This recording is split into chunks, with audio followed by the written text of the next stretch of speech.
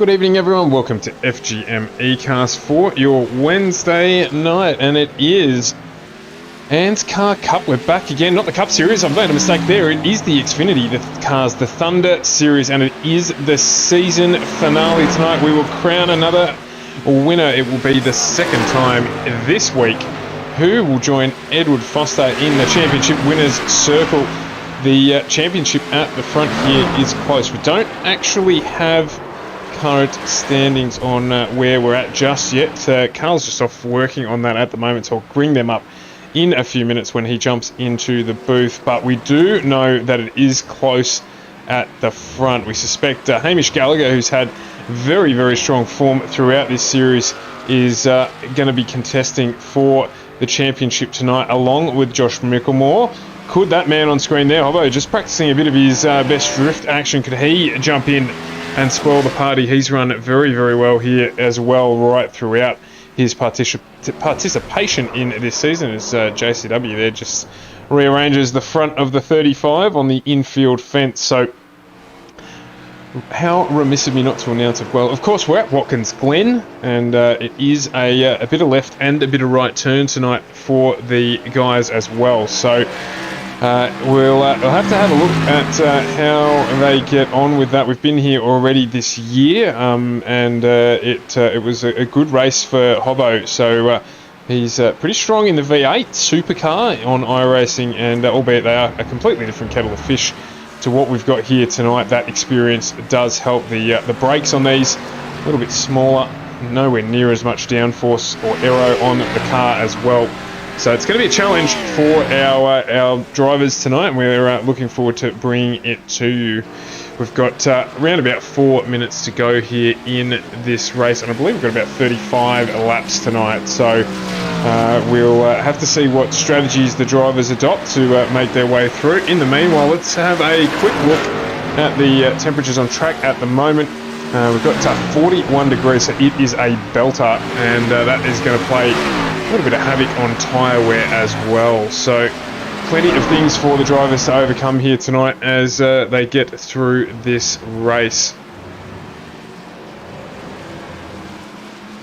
On top of that, of course, we're back here tomorrow night from 7:45, or in fact it will be 8 o'clock that we'll be back here with the Cup, and we're running our usual 2 consecutive nights at the same track, just following the official calendar here. So looking forward to getting back into the Cup cars after a week off, and on Monday night we do have a special event as well. So we're on the airways on Monday, back with that before Oz Pro-Am on Tuesday, and we get back into another week of streaming. So still plenty of action here on FGM Ecast for the balance of your week. If you are with us, do give the stream a like and a follow, a share. We do appreciate your support, as always, in getting this done. A big thank you as well, before we forget, to Matty Hunter, who has put together this season, and we thank him very much for his work as part of the committee. And he has done a fantastic job here in getting this season together. Good to see Luke Trahere join. G'day, Luke. Luke is just out for the week. He didn't hand his homework in on time, rolled out the dog-aided excuse, and got a week penalty as a consequence. So he's missing the final round here tonight, but no doubt he'll be back for the Cup action tomorrow night. So Luke, hope you're putting the feet up, mate, kicking back and keeping well. So we've got 2 minutes remaining here in practice, and then we will head into qualifying. If it's the first time you've joined us tonight, usual story from our perspective, which is solo qualifying. The guys will get 2 laps to do their best and see where they start. It's going to be important to get up the front here tonight, of course, not managing the race as they normally would. It's going to be about keeping out of the potential damage. So with 20 cars on track and those high track temperatures, we're going to see a lot of that, I think, and that's turn 1. That's where it's all going to be risky at the start, risky business. So we'll see how they get on here. Just doing some premature celebrations on screen there, Cade Donnelly, but he is off the screen now, so we'll move along.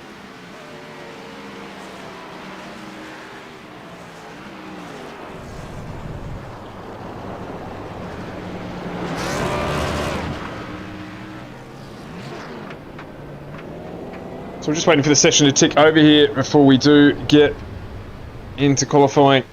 2 minutes ago, most people have jumped on board with Hobbo for the minute. It looks like he's going to pull up after doing a 13.85 as the fastest lap around. He's half a second clear of Hamish Gallagher and Ruben Phelps.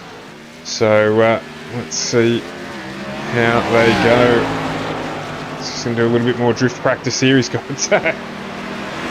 Cade Donnelly right behind him. Maybe trying to get a practice lap in. There's Hobbo there just showing us how it is done. Those rear tyres. 54 entry. It's been really strong, so hopefully he jumps up into the Cup for next season. I know it does conflict with some of his other stuff that he runs. He does plenty of driving, Hobbo, across a variety of things. I saw him the other day doing some dirt as well, so that's a game that's increasing in popularity amongst the sim world. In fact, Dirt 2, I believe it was, that a couple of the guys run with. In fact, the man who's just jumped into the broadcast booth like he owns the joint, because he does, Edward Foster. We're just talking about Dirt 2, Ed. We're just talking about Dirt 2, a topic very close to my heart, that one. Yeah, I was just saying that we saw Hobbo doing some dirt driving on iRacing, but that there's a couple of guys like yourself who are getting into dirt. Yeah, I mean, I've played it sort of on and off for a while. I mean, Hobbo can drive anything, so I guarantee you he's a lot quicker than me at it. But certainly do enjoy getting out there and sliding about. Very hard to get run into by an opponent when you're out there by yourself, so you've got no one else to blame when the tree jumps out in front of you. But yeah, enjoy it. It's great. Those bloody trees always getting in the way, and you've obviously sobered up after the long night partying from your Truck Series win. Yeah, not too much partying midweek, unfortunately, but yeah, certainly did enjoy a quiet beverage to myself, and have thought I'd come in here tonight and see if you guys wanted any company for the final round of the Thunder Series. Always welcome. I saw that you were on Microsoft Flight Sim, and I thought you might just do a flyby over the track, and you've jumped in the box. Carl's back as well, so Carl's just got some points updates for us as well. But we're on board here with Hobbo. He's going to get started on a flying lap. So Carl, if you do the honours, mate, as always, take us around a lap at Watkins Glen. Absolutely, and good evening, everybody. Yes, we're coming down at the start-finish straight here at Watkins Glen, the smaller circuit, of course, for the Anzcar action into the first corner. Fast right hand, you can take a lot of curb on the exit here, run out wide, get the speed going up towards the S's. Turn 2, very quick right hander into the fast left hander over the top of the brow of the hill. Very easy to come unstuck here as you get very close to the barrier, running through turn 4 onto the big long stretch now. Of course, no bus stop chicane, you're just going to head right down towards the loop from here and work your way all the way. Oh, sorry, there is the bus stop chicane, sorry. Guaranteed to get something wrong, and I've already done it. Down towards turn 5 now, the long right-hander. Easy on the power here. Now, when you've got the extra bit of circuit, you can actually ease off the brakes and get on the power a little bit earlier, but here you have to just be a little bit more patient to get this little section of straight here towards turn 6. Very tricky corner, this one. Left-hander, uphill, slightly banked. Wait until you get on the concrete here before you start thinking about putting the power down. Take a nice bit of curb down towards turn 7. Right-hander onto the start-finish straight again. Get on that concrete. Get as much speed out of there as you can for that long start-finish straight. A lap of Watkins Glen. A fantastic track to go on. Unbelievably clean. Yeah, sorry, we got to figure out who's going to talk here, but yeah, certainly Hobson there putting in a great lap as expected. A good portion of a second faster than anybody else at the moment. Yeah, well, obviously I'll take a little bit of a back seat and just try and run the cameras as well with special comments like we kind of do when there's 3 of us in here. I'll let you guys rejoice, given, Ed, what I saw, the livery that you're going to run, the livery you're going to run next Monday night. You guys probably have a couple of things to chat about. Yeah, certainly. We'll leave that one. We'll probably leave that one until the special event starts. That's going to be a really good event. Lots of these guys that we're seeing out here on track tonight going to be taking part in that one as well, coming up next Monday night. So everyone's looking forward to it. Something a little bit different for Anzcar, one of our special events. So yeah, should be really good. Yeah, always exciting as well, and a fantastic track to be hosting at as well. Yeah, definitely Indianapolis, absolutely brilliant. Was just take a look here to see Hobbo completing the second of his 2 flying laps. Wouldn't expect this one to actually be quicker. Normally the tyres go off a little bit, and that does prove to be the case, although it's very, very, very close. So it's Hobson sitting there as expected on pole at the moment. Hamish Gallagher sitting there in P2. And if I'm not mistaken, those two are the two currently fighting the deciding championship here tonight between them.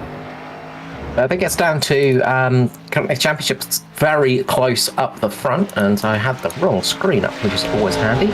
But Gallagher, and I think as well, his teammate is Josh Micklemore. Well, Josh Micklemore is up there as well in the championship standings as it stands. So once all the drop rounds come in and come into effect, it's going to change things up a little bit. But Hobson has had a fantastic first season in Anzcar and just really showing some great skill on the road circuits, but also on the ovals as well, which is one of the harder things to do. Yeah, the guy can drive anything, can't he? It's a bit like the great Mario Andretti in that way. You know, he can jump into absolutely anything, dirt car, stock car, V8 supercar, Formula car, he's going to be fast. And it leaves the rest of us just sitting here feeling a little bit envious, doesn't it, of his ability to just jump from one car to another and be just as quick in all of them. But yeah, you've got to tip your hat to guys like him who can do it. Another one I'm tipping my hat to tonight, Hamish Gallagher, up there in second place. Now, with the greatest respect to him, he is somebody that we never really used to think too much about when we come to these road courses. He's definitely a factor now.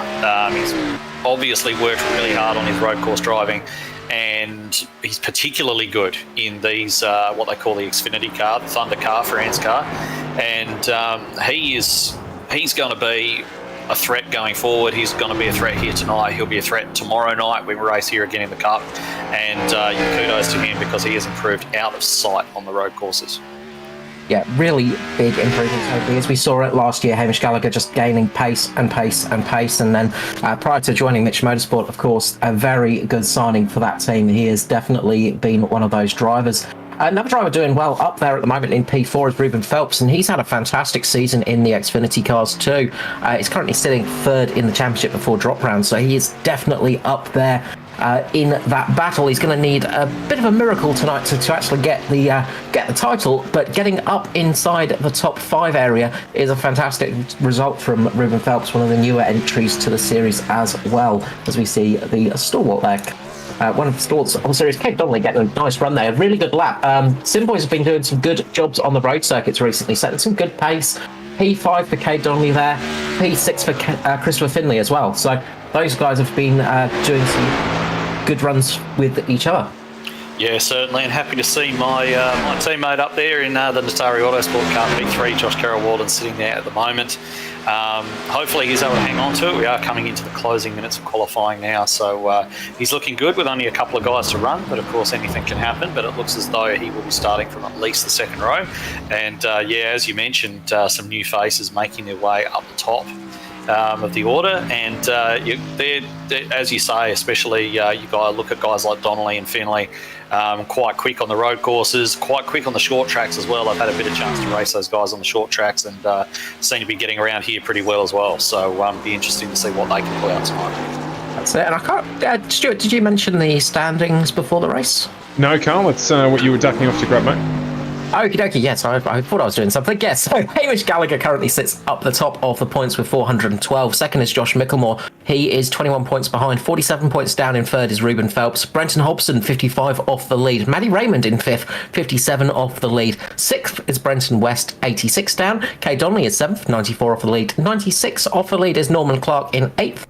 Ninth is Michael Skurlock, 102 off the lead. And 104 is Matt Hunter in 10th position. So some regular faces up there, but a fair few new names, especially to the Anzcar series. Brenton West has been having a really strong season as well, one of those newer drivers to the series. It's good to see them coming through and setting some very good laps and getting good championship results as well. Yeah, Brenton West is one of those guys that I've sort of had an eye on since early in the season when I jumped into my first race of this series at Coda and ran around there, and I was having a bit of a battle with him for most of the race, actually. And he's one that I've had my eye on. He's done very, very well. And I'll be interested to see if at the end of this season he decides to start potentially running in some of the other categories as well. He's almost tied himself exclusively to this Thunder Series so far. I'd like to see what he's actually capable of in a Cup car. Yeah, we saw, of course, Hobson coming over with a bit of a Cup debut as well, and he made a big statement with that one. We've seen a few of these drivers coming over, and they have put on some fantastic results, and this is exactly what the Thunder Series is there for. It's to get the new faces in, get them a little bit more familiar with some of the drivers around them, and get them up to the Cup level as quick as possible. Yeah, I mean, it's a great series in its own right anyway. I mean, there are guys out there who may not wish to progress to Cup. They might not be interested in driving the trucks, and they may focus on this series exclusively. And certainly it's a championship worth winning. Got a few faces in there tonight with a chance of doing just that. So it's going to be interesting come the end of this one. I mean, looking at his prowess on the road courses so far, you'd have to say Hobson the favourite for the victory. What that's actually going to do as far as shake out the championship points, there are 2 drop rounds in the series, don't forget, which muddies the waters a little bit as far as what we're actually trying to figure out points-wise. So let's see what happens. Let's see what Hamish Gallagher's able to pull out. He's a little way further back from Hobson, though he'd want to be in qualifying, but that doesn't necessarily mean anything for the race. So these guys are going to start gritting up in just a few seconds, and then it'll be on, and we'll have all our questions answered in 33 laps' time. Yeah, it's all well and good leading down towards turn 1, but this first corner is a bit of a deadly one. I mean, if you misjudge your braking point, it is very easy to go into the side of somebody, and you can get taken out quite quickly, even at the front of the field. Yeah, definitely. It's a very, very easy corner to get sucked into. You've got that downhill braking zone. There's a few bumps there. It even gives you that impression of that you can possibly carry a little bit too much speed through there than you actually can. So you can find yourself sort of catching and sliding the car through there. And, of course, that overheats the tyres. These cars don't like sliding very much, and you can find yourself in a world of trouble. So coming down into turn 1, the tyres aren't going to be that hot yet. But, yeah, just missing a braking point, or if you miss it 2 or 3 laps in a row, you're going to find yourself in a bit of trouble. Absolutely. So let's go through the grid. First and second, we have Brenton Hobson on pole position, Hamish Gallagher in second. Second row of the grid, we have Joshua Carroll-Weldon with Ruben Phelps. Third row is Kate Donnelly and Christopher Finley. Fourth, we have Brenton West, Josh Micklemore. Fifth row is Davidson and Griffiths. Sixth is Clark and Callow. Seventh, we have Schultz and Raymond. Eighth, we have Hunter and Priest. Ninth, we have Patton and Wellman. 10th, we have Cock and Dillon, and Bill Hickey towards the back of the grid. Both neither Dillon or Hickey set times, so they'll be trying to work their way up the field if they jump in. So it'll be interesting to see how they do if they jump up. So we'll see how they progress through the night, but the eyes are going to be on the front of the field. It's going to be that championship fight between the 54, the 13, the 06, and of course the 31. Josh Micklemore, Ruben Phelps, Brenton Hobson and Hamish Gallagher. They are all up towards the top of the championship, and they're going to want a good, strong result tonight to cap off the Xfinity Series here on Wednesday Night Thunder. Yeah, certainly. And when we have a look at the grid, and when you look at the championship contenders that you just mentioned, I think Josh Micklemore's going to want to be wanting to make some positions pretty early. He's a little bit further back than he probably want, especially when you look at those other 3 championship contenders all up there sort of in the top 2 rows, and he's starting back there on the 4th row. So he's going to want to push through between those 2 Sim Boys cars and try and get up onto the back of Ruben Phelps at the very least in the first lap. He's going to need to if he's going to make anything happen tonight, because once they all get settled in, it's very, very difficult to try to actually make those moves without, as we spoke about before, overheating the tyres and those kind of things. So it's best to do it on the first lap if at all possible, and certainly it's going to be something that I think Micklemore's going to be looking at getting done early. Yeah, look, it's trying to get it done early, but he's also got to be a little bit safe with it as well. It's, you can't take too much risk, but he's got to be aggressive as well. So it's that sort of, it's the scramble with the championship, which makes it a little bit more exciting for us to call. Yeah, definitely, and the fact that no one really knows where they're at as well. I mean, you can go through and try to calculate it. I think, as I said the other night, I tried to calculate drop rounds in my head once, and I went out about 20 points out, so I don't try anymore. And I wonder if any of these guys have got it actually worked out what they need to do, but it's certainly a difficult thing to figure out. They're running around on their pace lap now, of course. They're going to be trying not to build up too much heat with those tyres. That may sound a little bit strange, given the fact that racing tyres are renowned for working well when they get hot, but these are so susceptible to wear. They're such heavy cars and such small tyres for for a race car at the very least, that the tyres, once they get hot, they just start to go away from you. So these guys are going to be working those tyres as little as possible in this opening lap, and trying to keep them as cool as possible for when they make that braking down into turn 1. You often hear race drivers complaining about the pace car being a bit too slow. I think they're going to be complaining about it being a bit too fast at the moment. They want to do a almost Formula 1-esque pace lap of going as slow as humanly possible right now. But it's all about that preparation, isn't it? Just getting the tyres to a somewhat operating temperature. You want the brakes as well not to be absolutely stone cold coming down towards that very tricky turn 1. Yeah, more than anything else, you just want to make sure you've got a certain amount of bias adjustability in the car as well. Not too much, but you want to make sure that you've got it set in such a way that you can actually brake quite well on those cold tyres, get it through that turn, and then adjust it to potentially what you're going to run for the race. Maybe even play with it a little bit more from there. So that's something that these guys are able to play with inside the car, even with the effects set up. But pace car's about ready to duck on off, as they say, and we're about to get going for the final time this season. That's it, and we're going to have the green lights here at Watkins Glen for round 12 of Thunder Series. Brendan Hobson gets a good start away from Hamish Gallagher. Joshua Carroll Walden also getting a nice little bit of a run underneath Ruben Phelps at the moment. Carroll Walden going for the move early. You can see Gallagher getting held out a little bit. Carroll Walden's going to get a nice run here, but Gallagher will just duck in behind Carroll Walden there, all away safely at the front. All right, so JCW making that move down the inside of Hamish Gallagher. That is not what Hamish wanted. Hamish wanted to be right on the tailpipes of Hobson, but Hobson's cleared right out at the front of the field off the start there. And now Gallagher's got JCW to deal with, and he's not going to be easy to pass. I can tell you, he never gives me any help as a teammate. He's certainly not going to help Hamish Gallagher out. That's for absolute cert. And you can see Ruben Phelps made a decent enough start there, then holding onto his position. And then we've got the two sim boys, as we mentioned, Donnelly and Finley in there behind Brenton West and Josh Mickelmore, we spoke about before, sitting in there as well, sitting in, I believe, around about position 8. So he's going to want to be making moves forward ASAP. It's all about getting those moves done, and of course it's a long race as well. We've got 33 laps of this race, and it's punishing on those tyres, as you said. Fuel, you've got to think about a little bit as well. So those drivers have got to do those calculations to get it right. Looks like everybody's pretty much made it through this first lap. Aidan Schultz having a good run on Jackson Callow a bit further down the field. You can see there is somebody just locks up. I think that might have been Brennan West just locking up into the first corner. So easy to do with these cars. These things like to lock their brakes. Yeah, no, I'm not sure if you're seeing this, but I'm seeing Aidan Schultz running the number 77, which isn't entirely correct. So they might have something to say about that after the race. We'll leave that be for the time being. Troy Davidson, I'm having a look at as well. He is all over the back of Josh Mickelmore trying to get a move done there. They're kind of running nose to tail at the moment. All single file, just getting themselves sorted out. JCW actually is starting to make a little bit of a gap on Hamish Gallagher. Now, is that to say that he's using a little bit too much of those tyres to get that done? Or is that genuine pace? We're going to find out in around about 5 or 6 laps time whether that's something that's actually sustainable for him or whether he's cooked them off too early.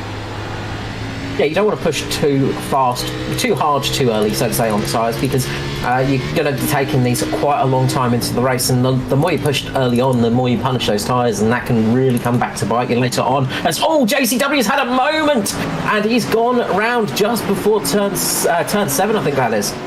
Yeah, okay, well that's unfortunate for him, isn't it? He made such a good getaway and has just dropped it there. Pretty easy to do, although it looks as though he's just got a bit up on that curb, bounced the rear and just slid the back end, was unable to save it, and quite lucky to actually miss Phelps as well. I can't see any damage to that car. Looks as though the car's absolutely damage free, just a light touch, but that sent him tumbling down all the way almost to the back of the field, so he's going to be filthy with that. Yeah, he's going to be kicking himself. Matty Raymond making a good move on Norman Clark up through the S's at the moment. He's managed to just get up in front of Norman there, and he managed to get a good position there as JCW makes a big pig zero coming out of the S's, just trying to push a little bit too hard, and I think that's his race done. You can see there in the background. Yeah, that's a consequence of lighting up those rear tyres, as we spoke about before. He's got the tyres a little bit hot, making that mistake, running off the track, spin flicking the car back around, and hasn't given it enough opportunity to actually cool those rears. And it looks as though the car's actually just quite simply gotten away from him up there through the S's, overcorrected, straight in the fence. And that's not going to do his demeanour any good at all, I shouldn't think. And that car is going to be probably our first retirement of the night. big shame there. Josh Micklemore's had a bit of an offer as well between turns 6 and 7, as we see Aidan Schultz and Scott Griffiths having a battle too. Currently for 9th and 10th, Griffiths and Schultz side by side at the moment. Sorry, that's for 8th and 9th at the moment. They're going into the first corner now, battling it out, and Scott Griffiths just makes a bit of a mistake, goes a bit wide. They're going to go 3 wide up into the S's. That's not going to work. They just ease off in time. Griffiths coming aggressively back on track there. That was almost a very sketchy moment. You do not want to be going 3 wide up the S's. That is the first time I think I've ever seen Jackson Callow back out of anything. So I fully expected him to keep the nose in there, but he's decided to back out of that. Probably a very good decision, because they weren't all going to survive that. And, unfortunately, just went back and had a bit of a look at that Josh Micklemore incident as well. He's run a little bit wide. It's almost like there's some oil down there or something. JCW and Micklemore going off. The 2 Joshes. Maybe there's a magnet in the grass for anyone called Josh down there, but... yeah, unfortunate for him. It's going to make his task more steeper now that he's back in 12. Yeah, he's really going to have to fight hard. And no, it is tricky. It's not the easiest track to overtake on Watkins Glen, especially in the Cup configuration. You know, it can be a little bit tricky, as they've got a good move going on down the front straight at the moment. Christopher Finley and Brendan West at the moment. West is working his way up the field, side by side, coming into the first corner. West is going to be the last of the late breakers there, taking that inner line there, getting a nice move on Christopher Finley there, and managing to make it stick to the S's as well, so he's going to be able to defend that spot. Yeah, and Finley's pretty sensible as well. He would have known that West is up there on the inside, and he's one of those guys that's very, he's got a good race brain, Chris Finley, and he will be fully aware that that wasn't worth fighting for at this stage, and he's going to try and get him back later on. He'll just settle himself down and try to judge what kind of pace West has got, and look at getting back at him potentially through the pit stops. Yeah, just something you're mentioning before, just with tyre temperature, of course, when you do light up those rear tyres in these cars, it's very hard to get them back down to temperature. What sort of things do you have to sort of look at to try and cool them off a bit? Drive slower. That's all there is to it. There isn't too much way. Of course, you know, there's all the usual things, trying to be a little bit smooth with your inputs, but those are things that you're trying to do anyway when you're racing these cars. So there's really not a lot that you can do apart from slow down, to be perfectly honest, if you're looking at cooling the tyres down. It's not going to be too bad around here in terms of residual heat, just because you have got a couple of long straights there, which will help with that if you do happen to get them a little bit warm. But yeah, definitely it's if you do get them to a catastrophic level, you are just going to have to back off and slow down. And interesting what you were saying earlier on about there being not too many overtaking spots here. I mean, realistically, you've got turn 1, you've got the bus stop, and if somebody makes a mistake through the bus stop, it's really a carousel. Apart from that, there aren't really too many opportunities, and they're the kind of places that are a little bit sketchy trying to get it done as well. So a lot of the time you'll see drivers just tucking in behind another one and just waiting for a mistake. Yeah, as we see a little bit further down the field at the moment, I think that's Aidan Schultz and Gary Wellman. Yeah, so we've got Wellman, Schultz and Callow there all in a line. It looks as though Wellman's actually just recently overtaken Aidan Schultz, because he was behind him going across the line the last time. So that'll decent move there by Wellman. That'll put him up into P9. Schultz dropping down to P10, and Callow's going to start to want a piece of this in a moment as well. I'm absolutely sure of it. He's going to see that Schultz is there. He's lost one position. He would have seen where he's vulnerable. You can see Callow just moving around as he applies the throttle, coming out of the second last corner. Out of the last corner, tries to get a good run onto the straight and see if he's able to do anything down into turn 1. I don't think he's necessarily close enough this time, but a couple of laps, who knows? Yeah, turn 1 is one of those areas where you can dive bomb people, but generally ends up in a bit of a mess. Same with the carousel. We sometimes see people doing the old dive bomb there, and it's not generally a good idea. It's better just to wait and bide your time a little bit for that slightly safer overtake, as it looks like Callow is shaping up an opportunity on the bus stop, thinking a little bit better of it. You can see a little bit further down, Schultz just trying to break the toe a little bit. He's trying to defend, just keep Callow out of that little bit of draft. But Callow's got a good run through the bus stop there as he gets a nice bit of drive there. He's going to get a good run into the carousel. Schultz is probably going to run a little bit wider here. Callow a little bit narrower. Might see Callow try and get the under here. Going to make it not quite. Callow loses the rear end there. Almost loses the car completely. Yeah. Well, someone like Jackson Callow, obviously, with what he does for a day job these days, is somebody with very good coordination, what they call the hands and feet skills. So I'm not surprised that he's got that kind of car control, even though he's been away for quite a while. He was more than capable of catching that, and hasn't cost him a lot of time either. He's drawn right up onto the back of Aiden Schultz again. Looks as though potentially there's a couple of spots on the track where he might be getting a little bit held up, but he will be satisfied with the fact that that group as a whole seem to be pulling away from Josh Mickelmore as well. It looks as though he might be at a little bit of the cork in the bottle with Matty Raymond right up there behind him, Norman Clark as well. Bit of a mistake for the 06. His name is not Josh, but he made the same mistake in the Josh corners between 6 and 7. Went a little bit wide, and that gave Kay Donnelly the chance to get past Ruben Phelps. He's now got Brenton West all over the back of him. Ruben Phelps just settling down the car again, just getting back into the rhythm of things, but it's given Kay Donnelly a nice bit of gap between himself and West now, so he's got a chance to try and chase down Hamish Gallagher, who is I just had a big moment on my screen there. Yes, we all had that, so mine's definitely come back. So Kay Donnelly's actually had a couple of spots really fall for him tonight, and he seems to have a fair bit of pace as well, so I don't think it's going to be something that he's going to relinquish in a hurry either. He's got Phelps and West up there behind him who are battling, and Kate looks, if I may say so, quite serene there, just out the front, not sliding the car, not doing anything like that. He's just calmly going about his business and sitting up there in P3. And just an update at the front of the field, because we haven't really said too much about the battle in the front of the field, because there isn't too much of a battle at all. Brenton Hobson here on lap 9 is 7 seconds clear of Hamish Gallagher in P2, who himself is around about 6 seconds clear, 5-6 seconds clear of Kay Donnelly. Yeah, nice clean run up the front between those guys. They're just setting very good lap times. Hobson is down in the 15s, Gallagher in the very low 16s. So Hobson's still setting some really good pace out there. 15.4 last time round. That is a very, very good pace. The only car that was close to it was actually Gary Wellman with a 15.8, but most other people are running in the 16s, mid-16s generally, but a couple in the lows. Yeah, so while we've just been recapping the leaders for you, Jackson Callow has got that move done on Aiden Schultz, so he is away. And Matty Raymond actually had a big look at the inside Josh Mickelmore down into the bus stop. Wasn't able to get that done. Mickelmore held that well. Raymond not one to just go sending it in recklessly for no reason, so he'll wait for a better opportunity. Norman Clark hanging in there quite well, as we've got one going off in the background. I think that might have been Dwayne Preece. Yeah, Dwayne Preece has had a big run wide there at what we're now calling the Josh corners, and he's run wide onto the grass. Gather that up. He's going to lose a position to Matt Hunter, but really no harm done. Yeah, but it's more just a frustration when you're driving, and you just got to settle down and just get back into the rhythm of it. When you make a mistake like that, you can very easily get angry, frustrated, and then cause yourself to have a much bigger accident later in the lap.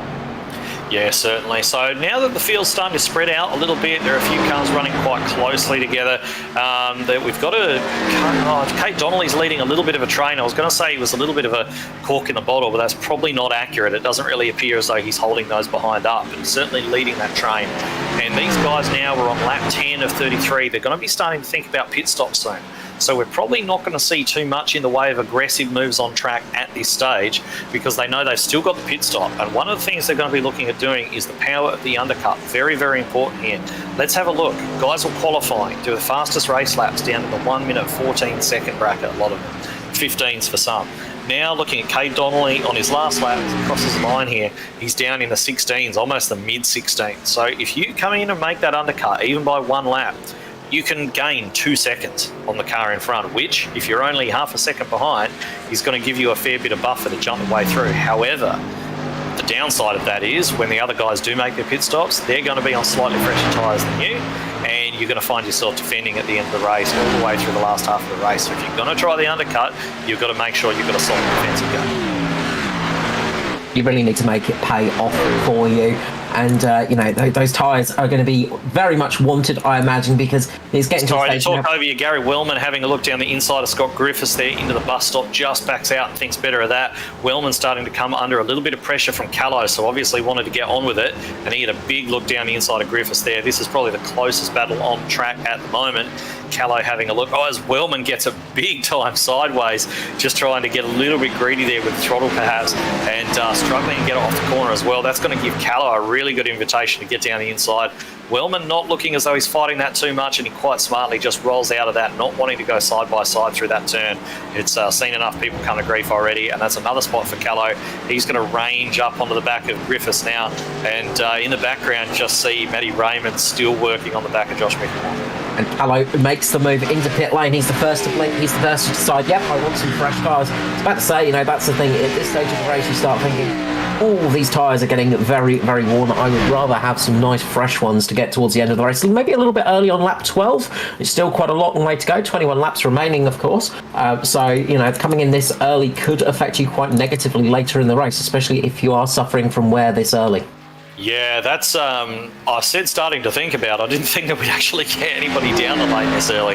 That's pretty much on track for a two-stopper. I wonder if he's even thinking about that. I don't think that makes any sense today if that's what he's got in mind.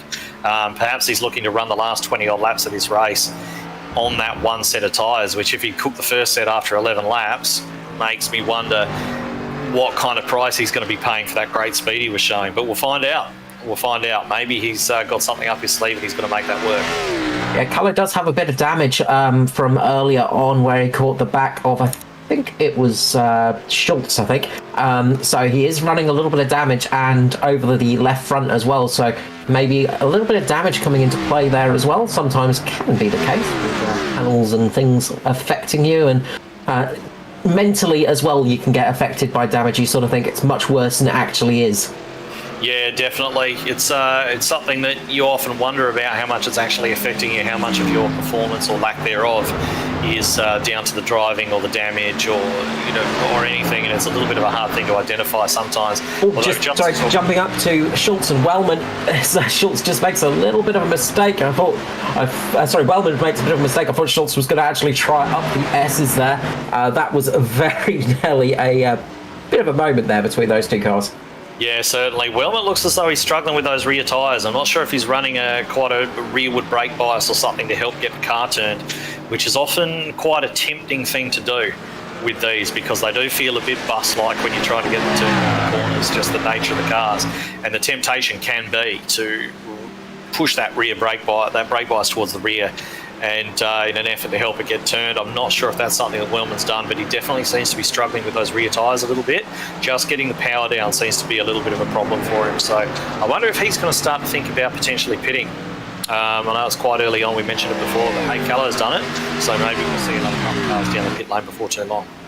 Yeah, Dwayne Priest just popped it into pit lane. We got a good battle as well towards the front because Kate Donnelly's lost that gap. He is really starting to fall into the grasp of Phelps and West at the moment. Phelps and West in a bit of a sin boy sandwich at the moment, but this battle is looking very tasty up the front. Yeah, they're catching on Patton as well. I think they're just about to put him a lap down. And he gets right out the way, actually, and lets those guys through, as he usually does. Fairly sensible bloke, raced him before many times, and he's always quite courteous on the track, so he lets those guys go. Donnelly is going to be mirror driving at this stage. He's got Phelps and West all the way up behind him. But the good news is for him, we're on lap 14 now, which is a lot better than lap 11 as far as pitting goes.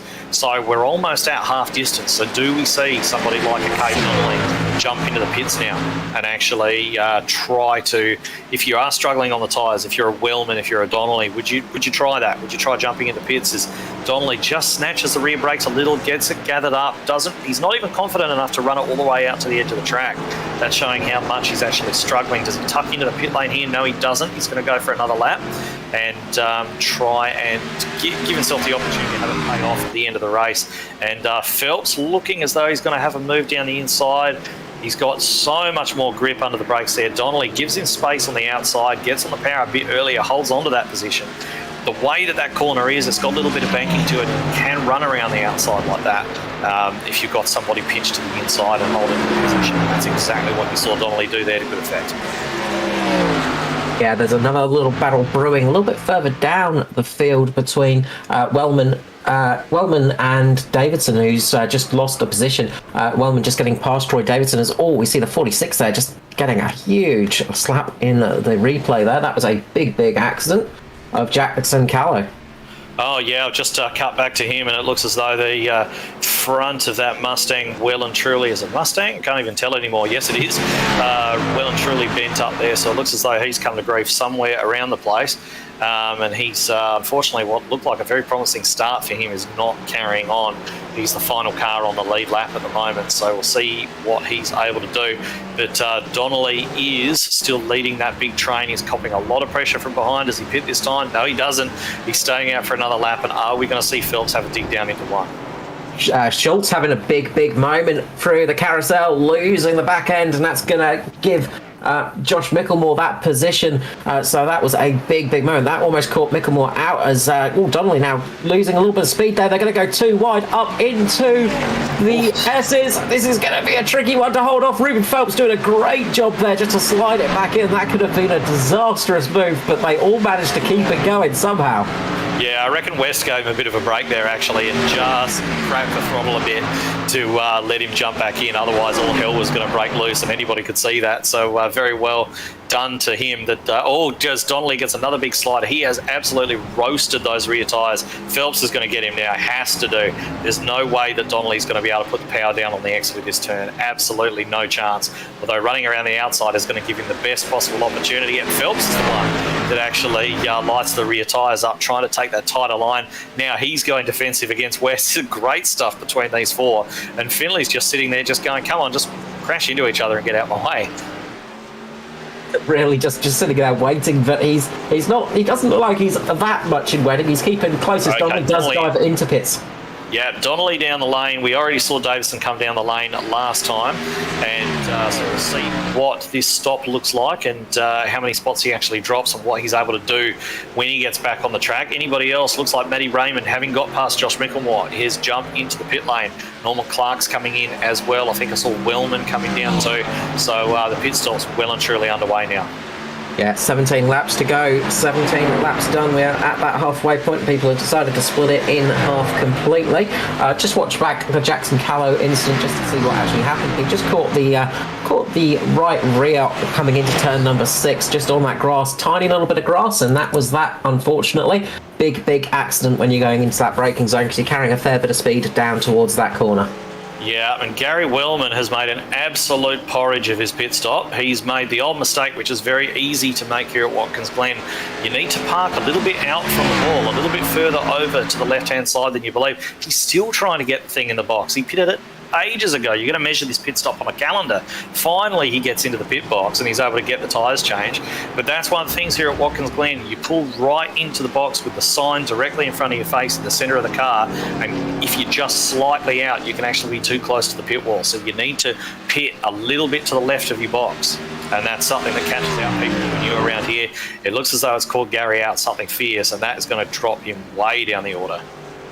Finley making a good move on Brenton West and Ruben Phelps just as Ruben Phelps came into pit lane. That's put Finley up into third position. Ruben Phelps in his pit stop right now, so he's going to want to try and actually have a bit of a quicker stop than Wellman. And as long as it's as long as he doesn't make a complete pig's ear and doesn't do the full Austin Powers manoeuvre, then he should be okay. Yeah, I mean, if you want any kind of idea about how much that's cost Wellman, I think I'm right in saying that, Christopher Finlay's teammate is actually about to lap Gary Wellman. That's how much time Wellman lost in the pits there.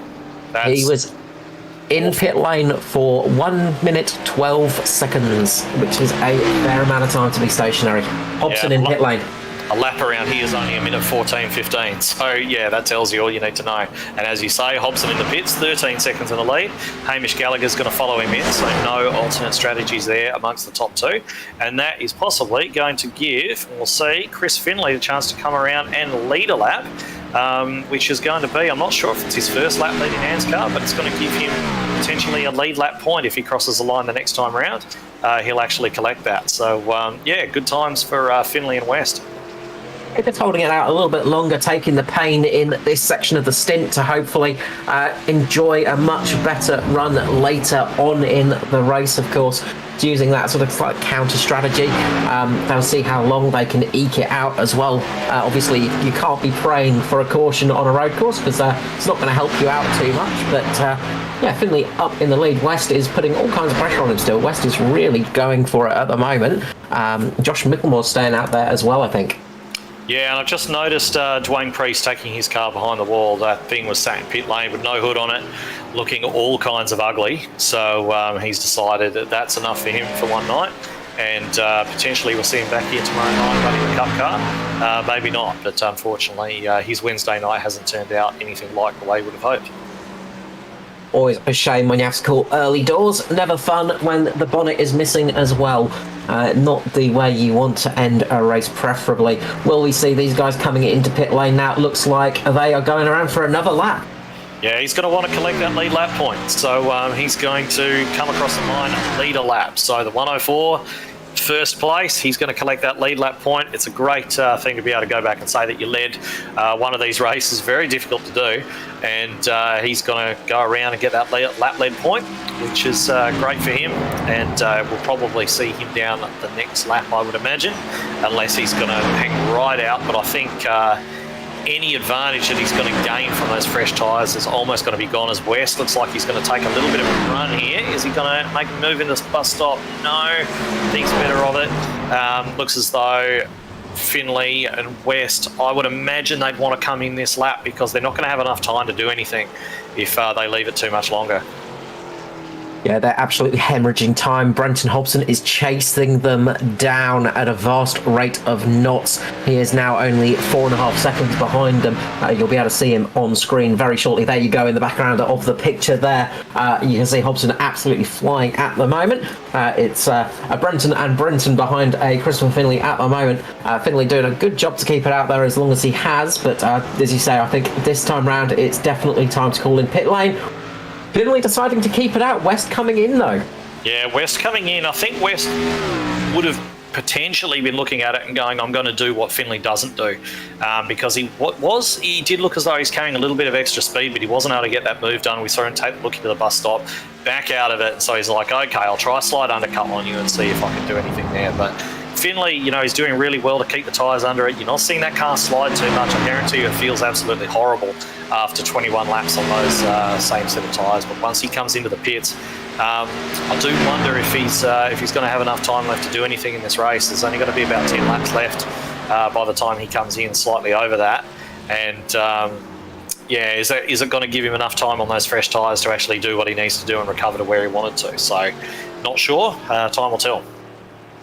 It'll be interesting to see how that works out. Brenton West coming out in 8th, I believe, just behind Ruben Phelps, I think. So he's going to want to try and chase down Phelps, but he did lose a fair bit of time there. So he's got around about 4 or 5 seconds to gain on Ruben Phelps at the moment, but you imagine that will be done relatively fast rate of knots on those slightly fresher tyres, so that will give him a bit of an advantage. We've got Finley staying out there for the moment. He's still sticking it out there. Josh Micklemore as well, one of those guys trying the very, very alternate strategy. Matt Hunter too, sticking it out as long as possible. So 3 cars still yet to pit.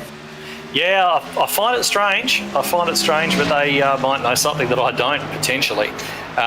Looking at those guys staying out on the track, I was just looking at who was it? I believe it was actually Tristan Koch. I was just having a look at where West came out in relation to him.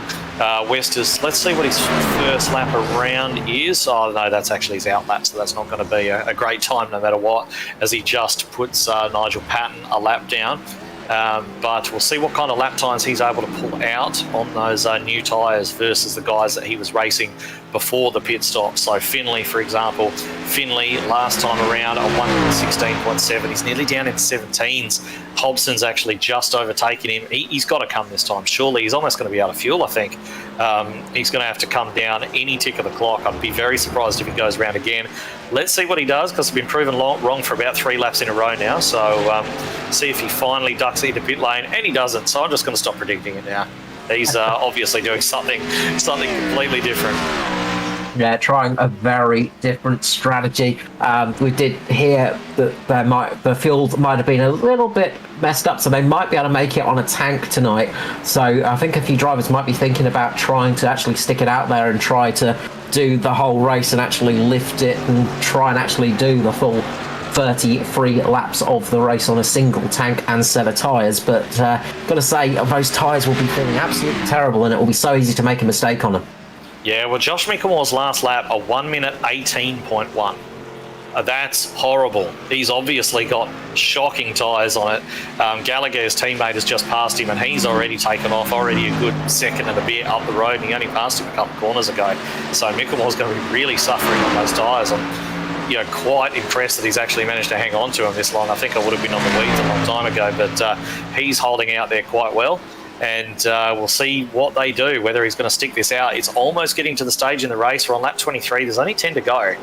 And they're almost at the stage where these guys who are staying out, if it's possible to make it on no stops, make it on a single tank, they're almost committed now. They've almost got to the stage where they're not going to have enough time left in the race to recover everything they've lost with their slow lap times and the old tyres.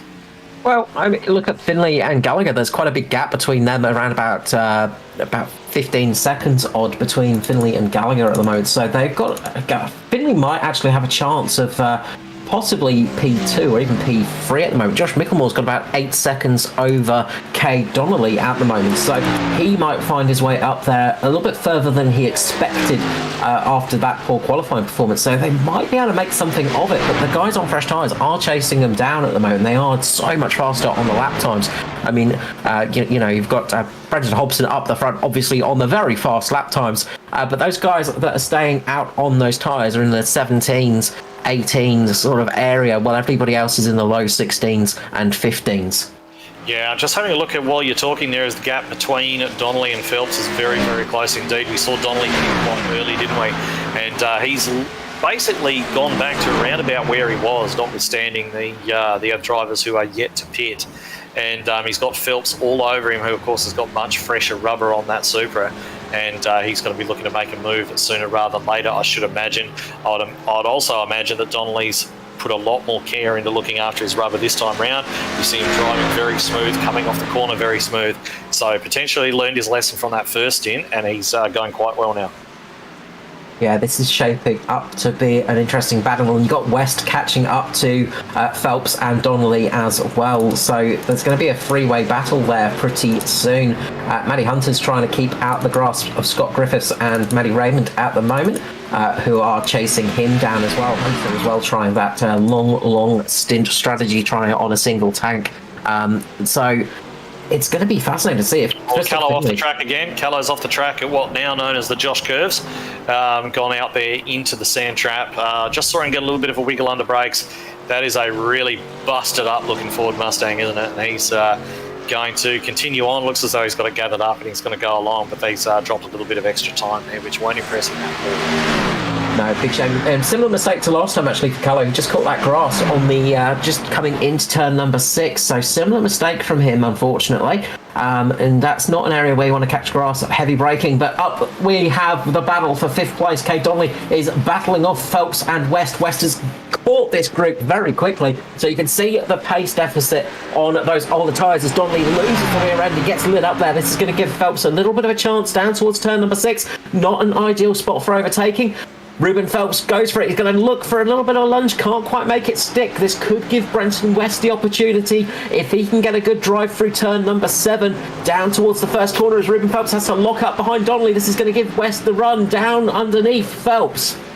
Yeah, West will get this done down in turn 1. He is on the freshest rubber of those 3. And he's going to be a much bigger problem for Donnelly to deal with, I think. Donnelly just keeping to the centre of the track when he made that little slide earlier on and leaving the other guys guessing about where exactly he was going to go. West does get that move done, and now he's going to range up on the back of that blue Mustang there and see what he's actually able to do about it. Yeah, nice little dicing position there, which is what we do like to see. But Phelps coming out the worse for wear there, unfortunately. That sort of up towards turn 6 is not the best place to try and overtake. As we said, it does leave you a little bit vulnerable going down towards turn 7, and that mistake for Phelps really cost him quite a lot, so he's dropped down in the back of that order. Now West has the attack on Donnelly. Donnelly has been defending pretty much all night long as well and doing a good job of it. Yeah, he is. He's got a fairly good knowledge about where to position his car, Donnelly, especially on these road courses. He positions the car quite well, so in terms of a defensive job that he's going to be doing, this job that he's really got no choice but to do now, given how early he pitted, he's well up for it. He's capable of it. Whether or not he's capable of keeping a hard charging West behind on fresh rubber, I don't know. We'll see down here into turn 1 whether West has a look. Is he going to pop out? No, he's not. He's just going to wait potentially for that highly rear tyre sensitive run up the S's. Probably be looking to have a run at him up onto the back straight, I would imagine. Perhaps make a move into the bus stop. Yeah, and the bus stop is one of those places where overtaking can be a bit of a white-knuckle ride. I mean, you've really got to have somebody that you sort of trust next to you going up there, because it is a relatively tight turn into that corner. West poking his nose out, just thinking about it, decides better of it, just drops back behind Donnelly, but I reckon he's going to have a bit of a look into the carousel. He might try and take a slightly higher entry line, try and get underneath Donnelly here and try for the overtake down towards turn number 6 if he can get a good run off the corner. Yeah, he hasn't really got... he's not really close enough, I don't think. I think Donnelly's managed to extend that a little bit. And just while this battle seems to have calmed down just ever so slightly, I've got an interesting little fact, and that is that Chris Finlay, who's sitting there in second place still at the moment, just went round in a 1:17.2. Hamish Gallagher, who is just across the line, he's looking around about 8 seconds behind, across the line in a 1:15, 2 seconds faster. There's only around about 5 laps to go or so. So 2 laps, that's going to be 10 seconds. He's going to be on the back of him, but the tyres, Gallagher's tyres are going to wear too. Is he going to get to Finlay? Is he going to get the opportunity to pass him? This is going to...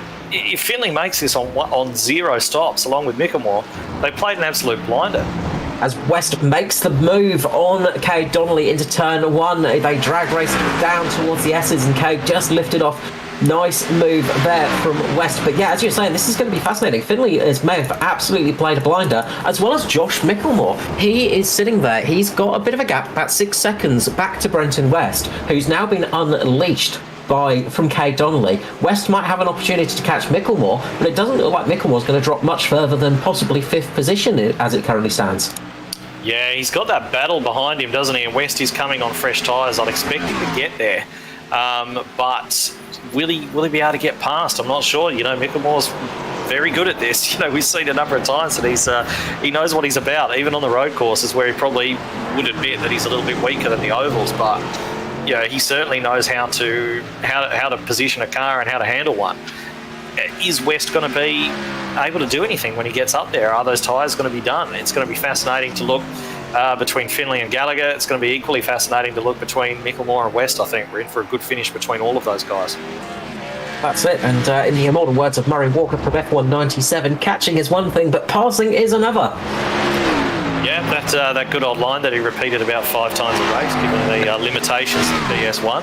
And yeah, I still remember hearing about the unique feature of the Jordan Williams having an oval air intake above the driver's head, but that's another story for another day. I'm sure we've got way too much going on track to be recounting those kind of things, and we're just having another look, having a look at Donnelly there on the back of, well, not on the back of, Ruben Phelps on the back of him, still trying to find a way around. Looks as though Donnelly will have made, you know, even with that very early stop, he's holding on quite well. Yeah, doing a good defence there, and Ruben Phelps just looks to have just dropped off a little bit. He might have just burnt his tyres up a little bit too much with that little bit of a mistake. He's just had to ease off a little bit, just reset the pace a little bit before he can go on the attack again, but he just doesn't look like he's got the speed. And speaking of that, you know, looking at the times, last time round, Josh Mickelmore, 16.8 last time round. What was Brenton West's time? We'll soon find out. 16.5, so not much difference between Mickelmore and West at the moment, so Mickelmore might be in a really good position. We only got 3.5 laps remaining, technically, sort of 4 laps, and those guys that stayed out are looking pretty good as it stands. Yeah, I was just as you were talking about that, I was actually looking at the gap between Finlay and Gallagher, and that is down to 4 seconds, just over 4 seconds. So as they cross the line, it's going to be much less than that as they cross the line this time. And of course, we are going to have 3 laps to go next time across the line. So this is the battle I'm really interested in seeing. Gallagher is absolutely wringing the neck of that Mustang trying to get up to the back of Finley. He's going to catch him. I think he's definitely going to catch him. Is he going to be able to get by? That's going to be the interesting thing. I would imagine that Finley's going to be... I don't really know how he's going to approach it. Is he going to be happy with 3rd place, or is he going to defend P2 for all he's worth? I'd like to see him fight. I'm not 100% sure that's the sensible one, but hey, we're here to be entertained, aren't we? So let's hope he makes a battle of it. Yeah, he's on tyres that have done 30 laps around Watkins Glen. So, I mean, if he can fight, that will be an impressive thing to do, because there's probably not much rubber left on those things by now. No, they're almost going to be down to the canvas, aren't they? So might just have a quick recap of your running order, top of the running order anyway, just as we're coming into these final few laps. While we're waiting for a few of these battles to be joined, we're probably not going to have too much time to go over it in the last couple of laps. So Hobson leading by 20 seconds almost over Christopher Finley. Then we've only got, 2 seconds now, just over 2 seconds back to Hamish Gallagher. Then Josh Wicklemore holding on well in P4, Brenton West, Kate Donnelly making that long stint work for him there in P6, Ruben Phelps in P7. Scott Griffiths there coming under a little bit of pressure, maybe in a couple of laps from Matthew Raymond in 8th and 9th, and Matt Hunter holding down a solid 10th place position at the moment.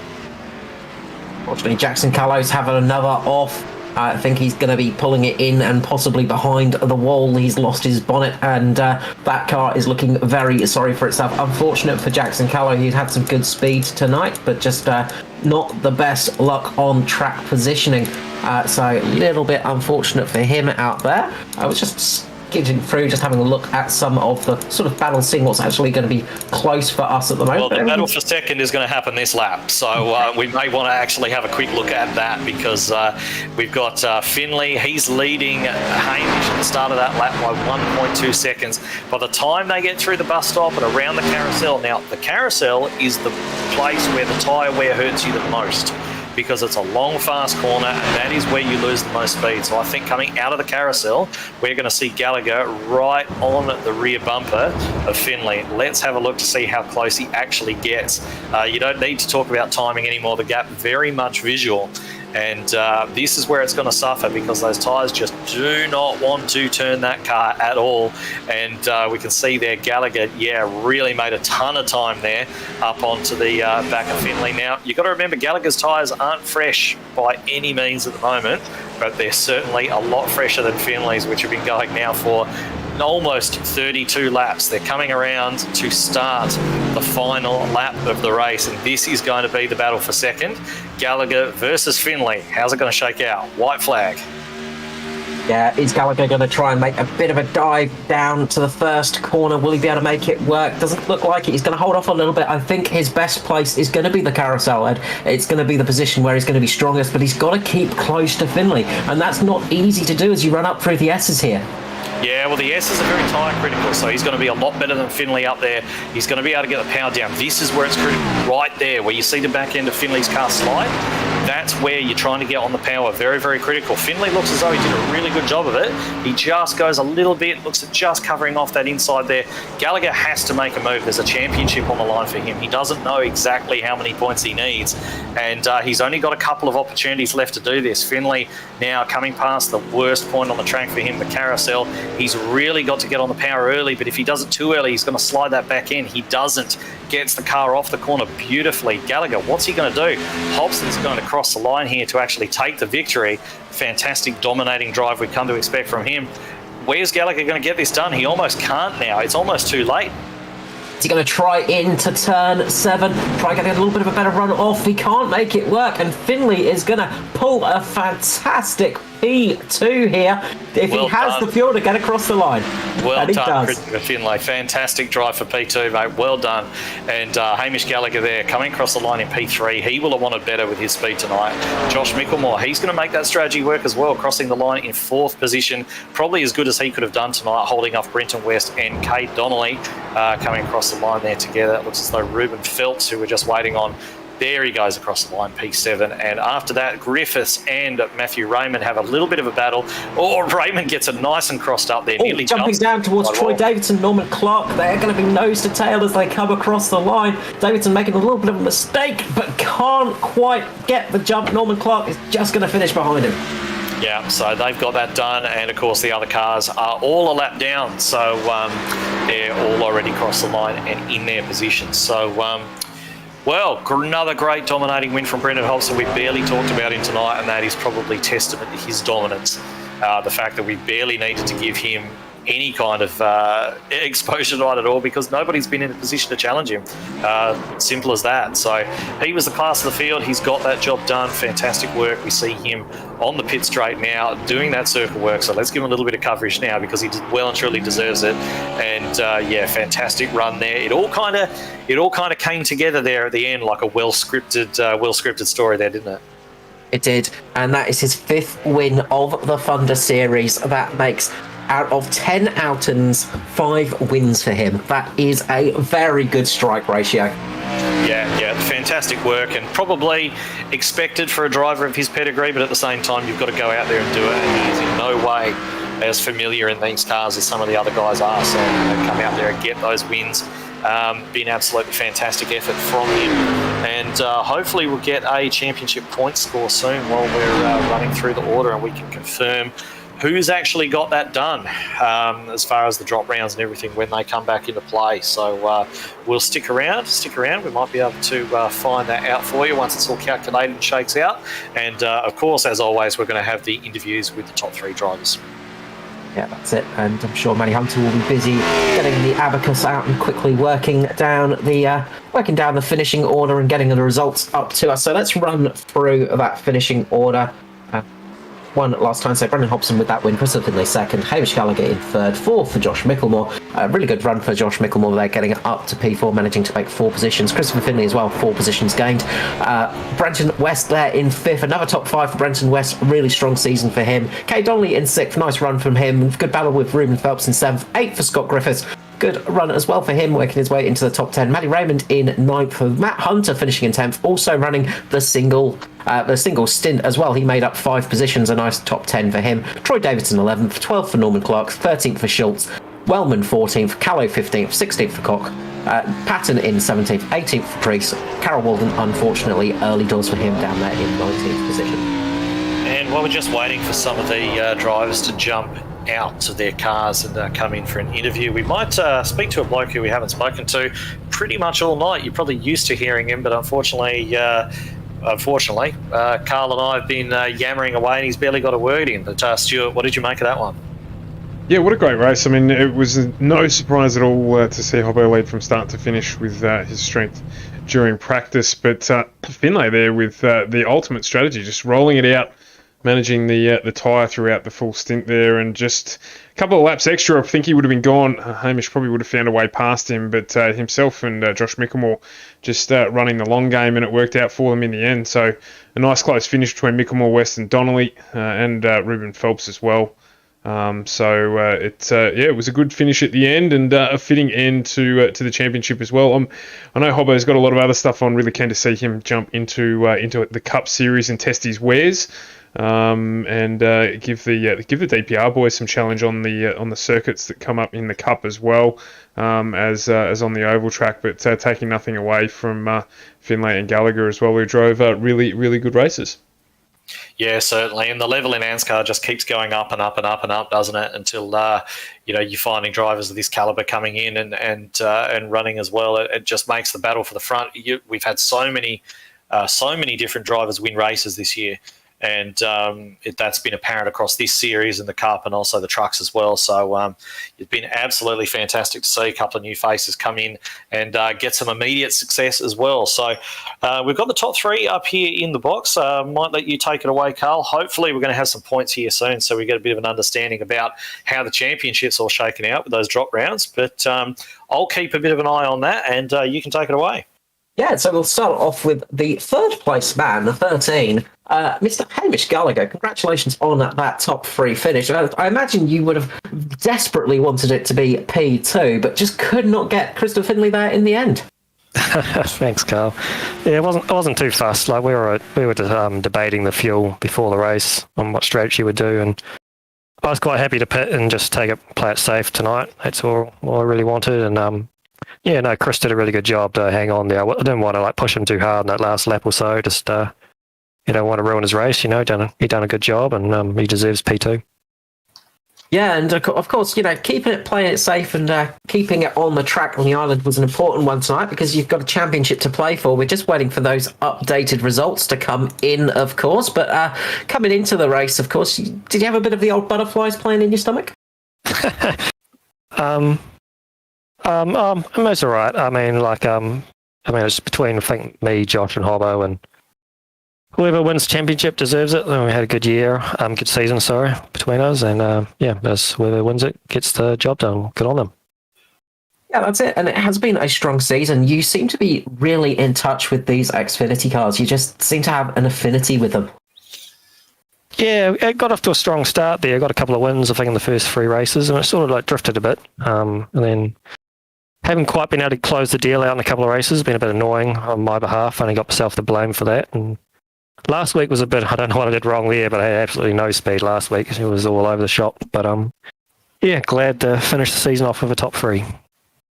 No, congratulations with the top 3 finish. We might jump back to you shortly once we get all of the results in and everything settled down. I think it shouldn't be too long before we get that information. I do have the results. I do have the championship results. Congratulations, Hamish Gallagher. Thanks, Edward. Season champion. Well done, mate. Fantastic. 8 points ahead of Josh Mickelmore, further 5 points ahead of Brenton Hodgson. So unofficial at this stage. Obviously, the stewarding's still got to be done, but well done, Hamish. First Anzcar championship, I think I'm right in saying, so congratulations. Yeah, that's right. Thank you, Edward. Yeah, I mean, I think I sort of Matt crafted my way into that championship. The thing is, Joshy he had the speed on the ovals, and Hobbo had the speed on the road courses. That one bad result at Nashville sort of hurt him. Yeah, but I'll take the championship. Thank you very much. No, congratulations on taking the championship out, and a well-deserved one as well. And I'm sure one of many to come as well for yourself, Hamish. Yeah, we'll see. But yeah, no, it's good to get something on the board. No, and before I let you go, the usual thing of shout out and love to sponsors and people you generally like to say hello to. Yeah, just big thank you to everyone who's racing the series. It's been a lot of fun to pull this car out again. So a big thank you to Matty H for organising it, and just the rest of the Anzcar staff just for what they do. And I guess congratulations to Edward for the truck championship this week. Thank you to the team and you guys for the broadcast. You're always welcome. Thank you so much, Hamish Gallagher. Congratulations on the championship and the P3. Yes, thanks, Carl. Next up, we'll head to P2, man. The Simboys driver, the guy that stayed out there, rolled the dice, and took that car for 33 laps on those tyres. Christopher Finlay, congratulations on that P2, mate. Yeah, thanks very much. It was quite dicey on fuel there towards the end, but I'm glad I stayed out. Yeah, it was a bold strategy. It looked like it was. It looked like the wrong strategy when we first saw it. We were thinking, "What are you doing, staying out there? You're surely going to lose so many places when you come into pit lane. You're not going to be able to gain those positions back." But sticking it out there and managing to keep that car on the track on those very old tyres. Very impressive feat from that one, but it works out well for you. Yeah, absolutely. I was watching the lap times and I wasn't getting that much slower. So I was just starting to brake a little bit earlier, let the car roll through the corners and managed to be consistent on lap times. And I thought, well, why not? We're staying out. How stressful was that final lap going up the S's and through the carousel?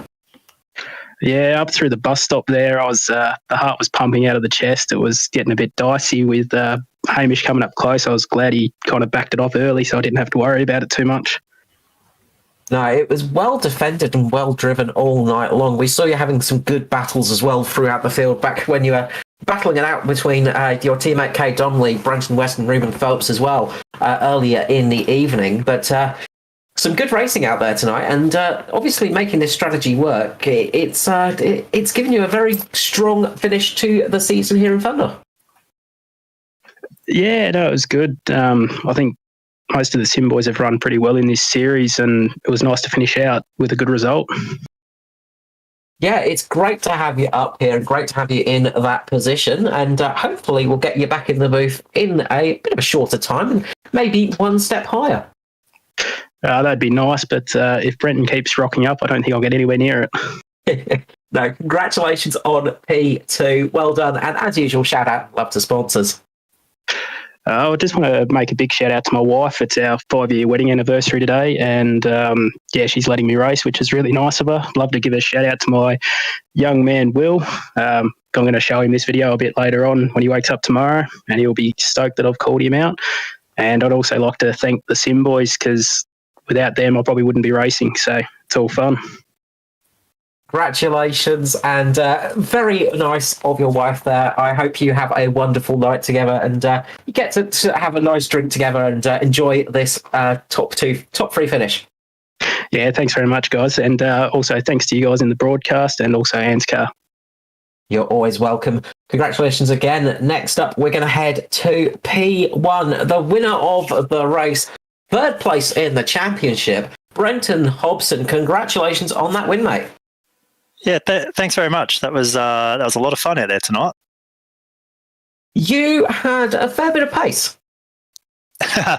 Yeah, I did. I was not sure whether or not my old buddy Andrew was going to turn up tonight, because if he did, that it would have been a proper fisticuffs battle again. But when he didn't, I was fairly confident I'd have the speed to run at the front. It was just a case of picking out what strategy to go with on the pit stop or not pit stop front. But I think I probably had the pace to go either way tonight. So in the end, it was not a very stressful race, but it was a very enjoyable one.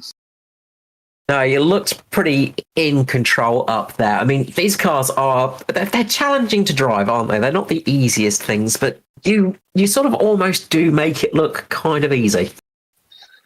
Yeah, I mean, it's probably like that old thing where if something looks slow but it's fast, I mean, you can't hustle these cars. You got to drive them pretty slowly to go fast in them. So I was just sort of analysing the lap speed from that race there, and I took it really easy in the first stint. I was contemplating the drive to the end with no stop option, and I did about 10 laps and my pace was reasonable. And then I decided I had enough of a gap. I'd come in and pit, take tyres and just blast to the end. And my lap speed was not really any faster in the second half. All I did was wear my tyres out quicker. So they're the sort of cars you can't overdrive, because they don't like that. You're rewarded for looking after tyres and things like that. So once you figure out how they work and try and understand how to carry good corner speed and things like that, then they make a bit more sense. But they're certainly hard to just jump into and go quick. Yeah, they're not the easiest things to master, but you've been doing a great job this season. It's their first season in Anzcar, and getting it up there in the top 3 for the championship. That must be a pretty good feeling.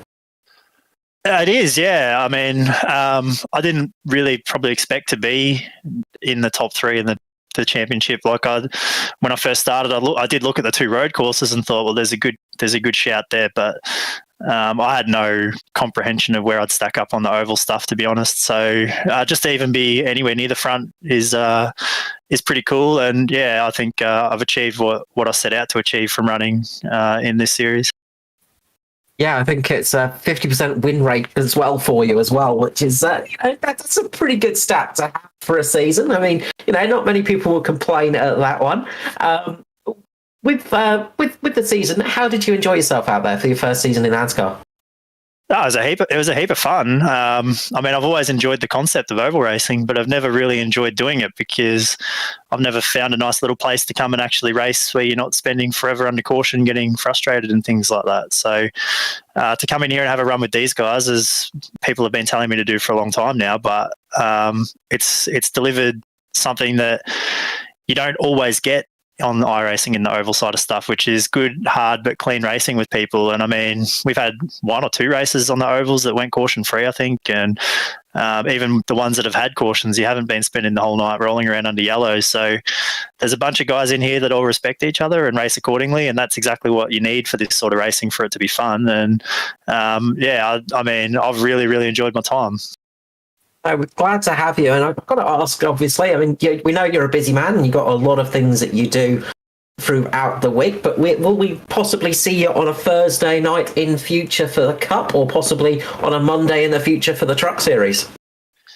Yeah, I think you'll see me somewhere. I haven't really fully decided where or what yet. My plan was to move over to Cup as of next week, which may still happen, but I've got some other stuff that's popped up on Thursday nights too. So maybe the trucks even, I'm not sure. We'll just see what the schedules look like going forward. And I fully intend to be here doing something though. I'm just not quite sure what yet.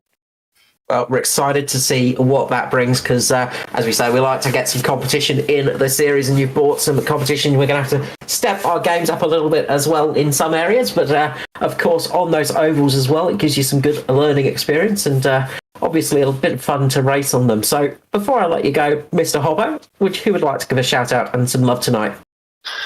I'll shout out to the team, SSR, a really cool bunch of guys and a lot of fun to be around. And to all the sponsors we've got, JK Signs, Aftershock PC, Smith & Son, Stowe Photo, DGD Customs, and all the rest. There's a heap of them. They're all important and they help the wheels turn on the team.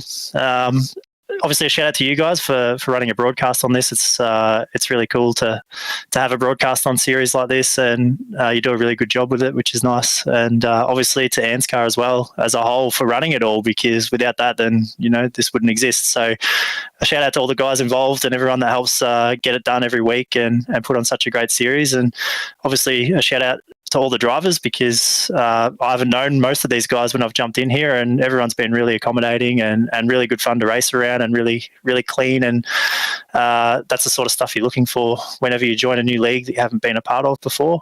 And lastly, just to obviously to Hamish and Josh, congrats with the 1-2 in the championship. Great series for those guys and that team. And thanks in particular to Josh, because he's the one who sort of reached out to get me to come over here and have a run. But maybe next time we can throw a cat amongst the pigeons and get up there and challenge those two. Congratulations. We look forward to seeing the future for you. And congratulations to all three of you. Thank you so much for joining us tonight. And we look forward to seeing you up here in the booth again, hopefully very soon. Yeah, thanks, guys. So, final race for Thunder is over and done with. And we were treated to some great racing here at Watkins Glen. Of course, we're going to be doing it again tomorrow night, but with slightly different cars.